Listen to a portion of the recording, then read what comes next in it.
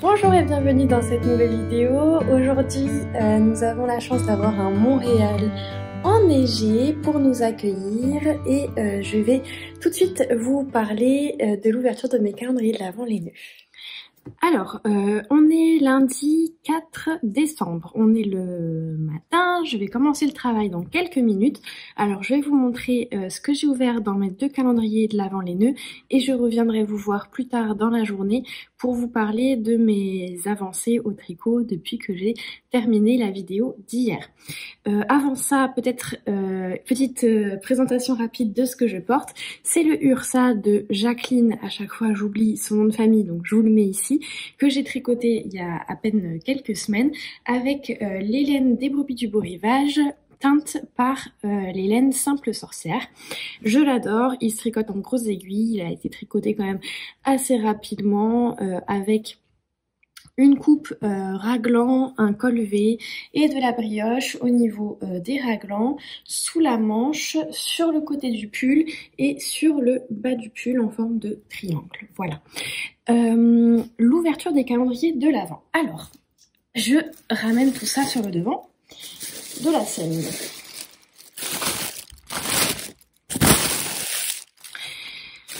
Pour le calendrier de l'Avent d'échange des Tricopines, j'ai eu cette très jolie laine d'un rose très pâle avec des jolies nuances. Et dans le calendrier de Manon, j'ai eu ce bleu électrique que je trouve vraiment super beau. Et je les ai ouverts séparément et en fait je les ai mis tous les deux dans le petit papier de soie le temps de venir vous les montrer. Et là quand je les ai mis à côté l'un de l'autre, je me suis dit mais c'est trop beau, ça va trop bien ensemble. Alors je me dis peut-être une chaussette à rayures où il y aurait sûrement quelque chose à faire, mais je trouve que les deux couleurs ensemble rendent vraiment super bien. Et dans le calendrier de Manon, j'ai aussi eu des petits protège-aiguilles sous le thème de Noël, donc ça je suis super contente. En plus j'en manque, j'en ai pas assez, là j'en avais racheté 2 paires ces derniers mois. Mais bon, il m'en manque quand même. Donc là, je suis super contente d'avoir le petit duo de Noël, le petit Papa Noël et le petit sapin.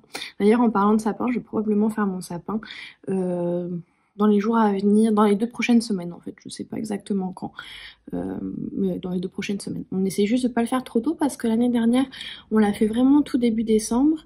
Et le jour de Noël, le sapin commence un peu à perdre de sa splendeur, donc là on essaye d'attendre un petit peu plus, mais bon, je pense que on va vouloir en profiter encore cette année, donc c'est ça, probablement cette semaine ou la semaine prochaine.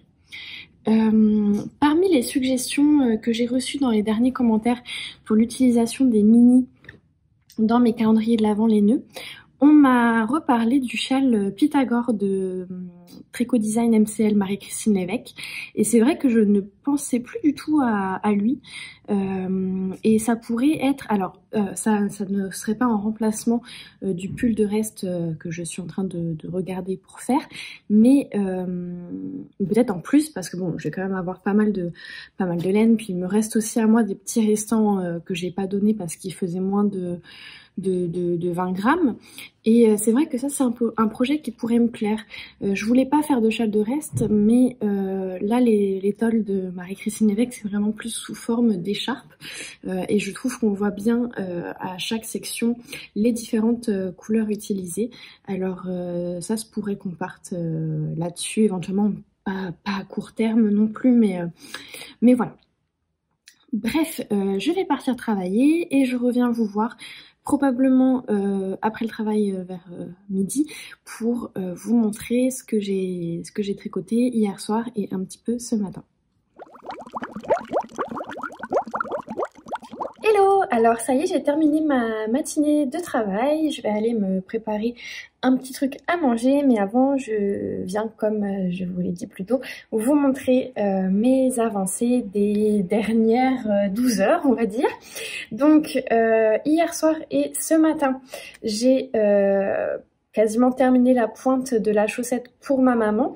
Il me reste juste le grafting à faire. J'avais tricoté... Non, c'est pas ça que je voulais dire. J'ai fait la pointe avec des aiguilles double pointe.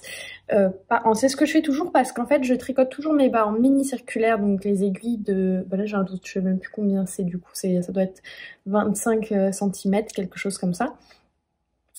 Et quand je fais la pointe, je fais le début de la pointe en mini circulaire, et quand j'ai à peu près, je dirais 12 et 12, 24, 48, quand j'arrive à un peu moins de 50 mailles, après avoir commencé les diminutions, je passe en aiguille double pointe, sinon je trouve que ça fait trop forcé, c'est pas assez ergonomique. On pourrait faire la pointe tout en mini circulaire en faisant une sorte un petit peu de magic loop, mais moi j'aime pas ça, donc je passe toujours en aiguille double pointe pour faire mes pointes. Donc là c'est ce que j'ai fait, il me reste le grafting. J'ai pesé ma laine, je suis très short parce que j'ai pesé 1 ou 2 rangs avant de terminer, il me restait 11 grammes et demi à peu près. Donc je vais vraiment être pile poil pour faire la deuxième chaussette. J'avais un petit peu peur d'être juste, en fait même pire qu'être juste, de manquer de laine, parce que quand j'ai pesé après le talon, il me restait 13 ou 14 grammes, je ne sais plus, et je savais pas si ça allait être suffisant pour faire la pointe. Finalement, tout est rentré, il faudrait que je repèse là maintenant que j'ai terminé, mais je devrais avoir 10 grammes, 10, 11 grammes à peu près, donc je vais être vraiment parfaite pour la deuxième chaussette, donc c'est quand même cool. Je rappelle que ce sont les laines de Woolbags qui sont vraiment magnifiques. Enfin, moi j'adore vraiment le coloris, je pense que ma maman ça lui plaît beaucoup aussi, qui m'ont été offertes par Daniel. Donc Daniel, je te fais encore un grand merci pour ce cadeau. J'ai reçu plein de jolies laines de Daniel que je vais vous montrer au fur et à mesure, toutes plus belles les unes que les autres. Donc voilà pour ça, je vais pouvoir commencer la deuxième chaussette, mais je pense la débuter seulement demain, parce que pour cet après-midi et ce soir, j'ai d'autres projets. Hier soir, j'ai aussi un petit peu tricoté sur mon gilet Fanny que je teste pour Nadia Crétin et Chêne, que je tricote en Gilliatt. Alors j'ai seulement fait 1 ou 2 allers-retours, donc j'ai vraiment pas beaucoup avancé. Ah, pour une fois la luminosité nous permet d'avoir plus ou moins la bonne couleur, donc ça c'est cool. Et j'avais mis un petit progrès skipper, mais vous voyez j'ai vraiment fait, je crois que j'ai fait un rang vert plus un aller-retour, mais comme j'ai quand même pas mal de mailles, ça me prend du temps, hein. Je crois que c'est un bon quart d'heure par rang. Donc ça c'est cool, je vais continuer à l'avancer cet après-midi, je pense que je vais commencer par ça. Je sais pas encore ce que je vais faire cet après-midi, je ne travaille pas, mais je ne sais pas, est-ce que je vais rester tranquille à la maison, ou on a aussi des choses à faire à l'extérieur, mais il a vraiment beaucoup neigé, comme je vous l'ai montré là ces dernières heures, et sortir avec la quantité de neige qu'il y a, c'est pas extraordinaire, surtout que les routes, bien qu'elles soient déneigées, comme il continue de neiger non-stop depuis hier midi, enfin les routes sont pas très safe quoi, donc bon, je verrai tout à l'heure.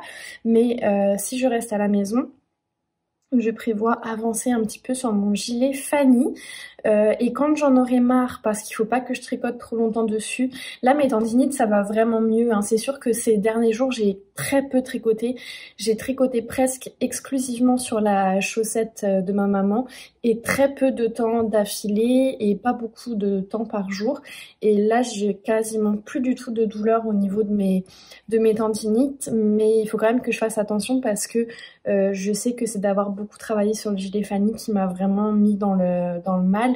Donc il faut que j'agisse en prévention quoi. Donc il faut que, même si là j'ai pas la douleur qui va m'arrêter, il faut que je me force à m'arrêter même si j'ai pas mal, pour ne pas trop solliciter mes bras par rapport à ce projet-là. J'ai pas mesuré combien j'ai de centimètres, je pense que j'ai un petit peu moins de 10 cm sous les emmanchures. Ce que j'aimerais faire, c'est regarder combien de centimètres je suis censée avoir avant de passer aux côtes, et essayer de me faire un petit peu un planning. Je ne sais pas si c'est réalisable, mais j'aurais voulu terminer le corps, en tout cas avant les côtes. d'ici Noël. Donc ça me laisse quand même une vingtaine de jours, sachant que pour les 2 prochaines semaines, mon temps de tricot est un petit peu réduit par le fait d'avoir des activités familiales, d'avoir ma maman à la maison, etc. Même si là je l'ai pas à la maison en ce moment, elle est chez ma sœur, mais c'est ça, du coup je fais un peu moins de tricot. Mais ouais, j'aimerais ça pour pouvoir me projeter et calculer par exemple combien de centimètres. Alors ça doit pas être beaucoup parce que par exemple sur 20 jours, si j'ai déjà un peu moins de 10 centimètres, je suppose qu'il doit me rester peut-être entre 15 et 20 centimètres à faire avant les côtes. Donc si je divise par 20 jours, ça va me faire même pas 1 centimètre par jour. Mais déjà de me dire par exemple, je fais 2 allers-retours par jour sur le gilet Fanny jusqu'à Noël, au minimum, je pense que ça m'aiderait aussi un petit peu à décompresser. Hier je vous disais que j'avais un peu que je me sentais un peu sous pression avec mes projets et je réfléchissais à comment faire pour réguler cette pression-là. Et je pense que ça va aussi passer justement par le fait de se fixer des petits objectifs et de se projeter sur les 20 jours qui restent avant Noël pour pouvoir me dire ok, si je fais tant de choses par jour sur tel et tel projet, je suis capable d'y arriver, sachant que voilà, c'est toujours négociable avec moi-même. Il y a sûrement des jours où je vais faire plus que 2 allers-retours et peut-être d'autres où je ne vais pas les faire, mais voilà, c'est juste pour me donner un rythme. Donc je vais regarder ça cet après-midi pour le gilet Fanny, je pense. Peut-être quand je vais avoir fini de le tricoter aujourd'hui, je vais mesurer combien j'ai de centimètres, combien il me reste à faire. Et puis essayer de me faire des petits objectifs journaliers sur ce gilet-là. Sachant que les manches vont sûrement être assez rapides à faire. Parce que il n'y a pas tout le motif de torsade. Même s'il est simple, ça prend quand même plus de temps que de tricoter le point de blé par exemple. Et en plus comme c'est quand même de l'ADK que je tricote en 4 combien 4,5 mm, les manches vont être assez rapides. Par contre le col, je m'attends à ce qu'il soit long à faire parce qu'il va falloir remonter donc toute la, enfin pas le col en fait, toute le col et la bordure du châle, remonter toutes les mailles, tricoter, faire les boutonnières, etc. Je m'attends à ce que ce soit quand même long et fastidieux. Donc j'aimerais bien ne pas être trop serré dans le temps par rapport à l'échéance du test pour pouvoir ne pas avoir à tricoter que ça tous les jours parce que je vais être sous pression par rapport au délai. Voilà pour ça. Et cet après-midi, si j'ai le temps, quand j'aurai terminé de tricoter sur le gilet Fanny, j'aimerais m'attaquer aux manches du pull pour le bébé de ma sœur, qui est l'un de ses cadeaux de Noël. Donc c'est le pull Molly de Loli l'a fait, qui est un modèle gratuit. Et j'ai rajouté le motif de jacquard qui est disponible sur son site web, qui s'appelle le Topper Alice, et qui est gratuit aussi. Je fais la plus petite taille, qui est la taille 3 mois, si je ne me trompe pas. Et il me reste seulement à faire les manches. Donc là, pareil, je me suis dit, pour redescendre la pression, il me reste pas beaucoup de temps de tricot sur ce petit modèle-là pour le terminer. Donc je me suis dit que j'allais un petit peu me mettre dessus pour les prochains jours pour au moins terminer celui-ci. Ça me fera un cadeau de Noël de fait et je pense que ça me permettra de relâcher un petit peu. Une fois que je vais avoir terminé le pull du bébé, je vais commencer le pull pour sa grande sœur. Donc ma nièce qui a 2 ans et demi. Au départ, je pensais faire exactement le même modèle dans des coloris différents. Je suis allée acheter la laine dont j'avais besoin. J'ai pris de la Merinito, qui est la laine de la boutique de laine à côté de chez moi, la Bobineuse. C'est du 100% mérino péruvien, 50 grammes pour 100 mètres et normalement elle est super wash. C'est pour ça que je l'avais choisie pour qu'on puisse, que ma soeur puisse la laver. Bon là c'est pas indiqué, mais sur le site web c'était indiqué. Peut-être. Oui, ah oui, si, il y a et c'est les petits symboles, ça passe à la machine. Et c'est le coloris vert pâle, tout simplement. C'était 8,50 $ la pelote, plus les 15% de taxes. Mais elle était en promotion, je l'ai achetée pendant les soldes du Black Friday. Je crois qu'elle était à moins 20%, si je me trompe pas. J'ai acheté, je sais plus, je crois que j'ai acheté 3 pelotes de 50 grammes ou 4. Je ne sais plus, là j'en ai juste sorti une pour vous montrer le coloris. C'est un vert pistache, il est un tout petit peu plus pâle de ce que je vois sur mon retour sur mon téléphone. Il est un tout petit peu plus pâle dans la vraie vie que ce que vous voyez, mais pas grand chose. Vous êtes quand même dans la bonne tonalité. La seule affaire, c'est que finalement je suis moyennement emballée par le motif de jacquard. Je suis pas sûre de vouloir le reproduire pour la plus grande.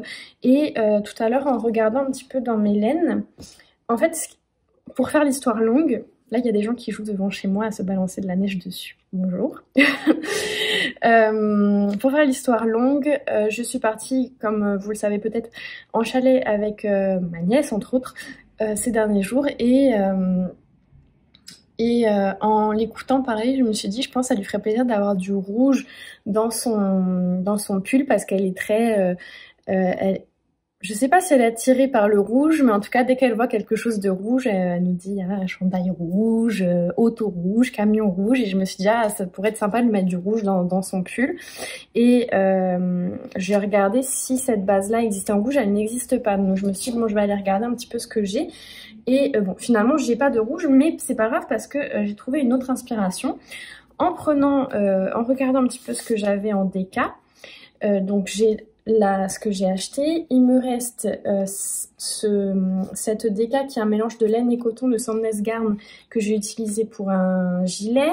Il me reste la même base en jaune que j'avais utilisé pour lui faire un petit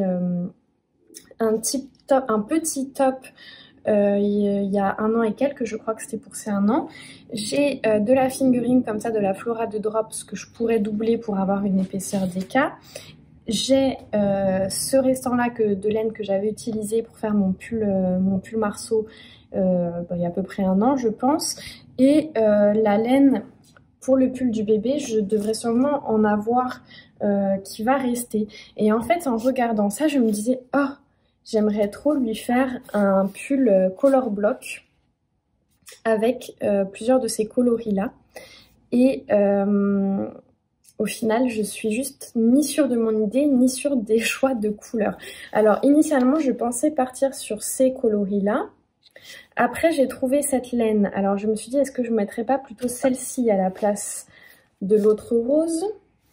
Ensuite, j'ai trouvé celle-ci. Je me suis dit, est-ce que je l'intègre dans mon color block? Et je me suis demandé, est-ce que je remplace la grise par celle-ci? Bon, là, ça va pas mon affaire. Je pense, en vous parlant, je viens d'avoir une idée. Je vais peut-être mettre toutes les laines, faire une petite photo et vous demander sur Instagram de choisir 3 ou 4 coloris pour faire un color block.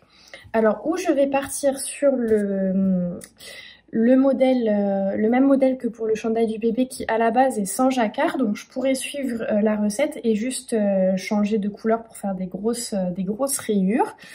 Ou je cherche autre chose. Je vais peut-être regarder cet après-midi, me balader sur Ravelry, voir si je vois des modèles qui pourraient correspondre, intéressants.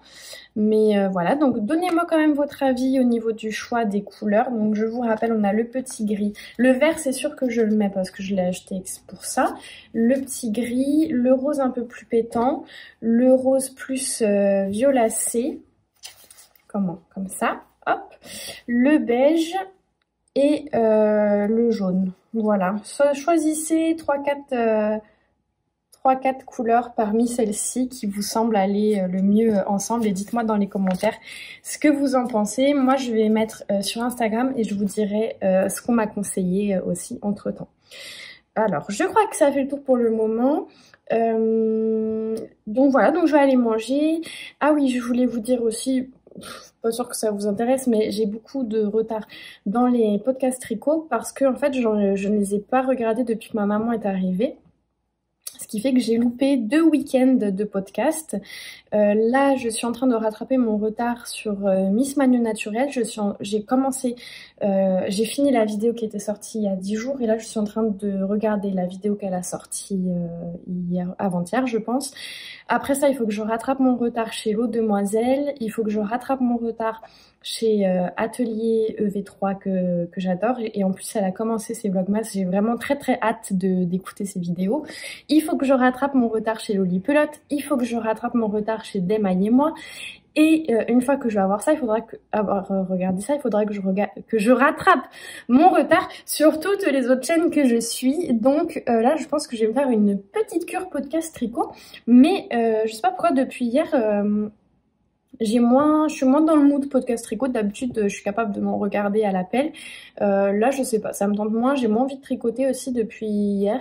Bon, c'est comme ça, c'est des moods, ça vient, ça repart, c'est correct, mais je pense que bah là au moins ce midi pendant que je vais manger, je vais au moins finir la vidéo de Manu, et puis après je verrai si je file pour poursuivre les podcasts tricot ou pas, parce qu'avec les vlogmas, il faut pas prendre trop de retard non plus, parce que là pour le moment j'ai pas eu le temps encore de regarder aucun vlogmas. J'aimerais suivre au moins Atelier EV3 et Loli Pelote, et si je suis trop ensevelie par le rattrapage des grosses vidéos, j'accumule le retard sur les vlogmas et je serai jamais capable d'absorber tout ça.